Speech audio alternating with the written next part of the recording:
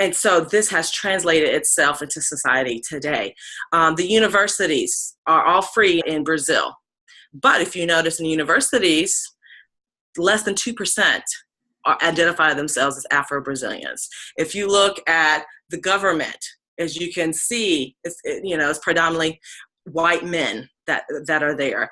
And so they all have impact of what happens in society. And so what may be a little bit different than United States is it's not uncommon in the newspapers to see an ad for a secretary or admin assistant with good hair. Wow. And so with that being said, we don't have that in United States. That's illegal, right? To have it in the United States. In a newspaper, there was a transfer of power with the Benedita da Silva. She is a governor. She's a Black woman governor.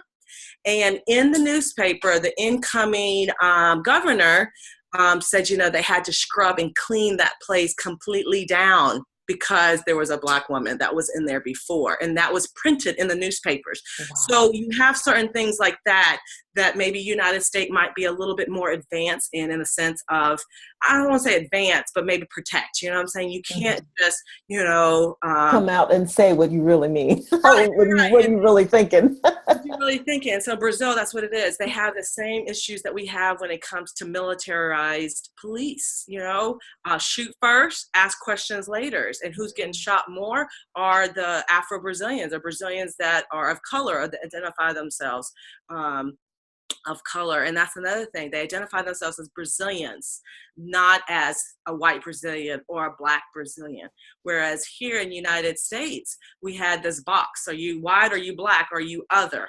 Well, in Brazil, one way of trying to promote this myth of racial democracy was we're all Brazilians. We see each other the same, and that's not necessarily the case. So now they're trying to pull and say, what do you identify yourself with? And so with affirmative action that they're trying to do in the universities now, what's interesting, it's so hard to get into the universities that you have some people that are finding a Black grandmother so they can claim. So it's interesting how this is coming about when it comes to maybe universities. But that was just really small little examples of. That's fascinating though. It's very different. Mm-hmm. Well, that's what happens when you're not a global traveler. You don't know that these things are happening. We're depending on CNN and, local news to give us what you just said, and we don't hear it.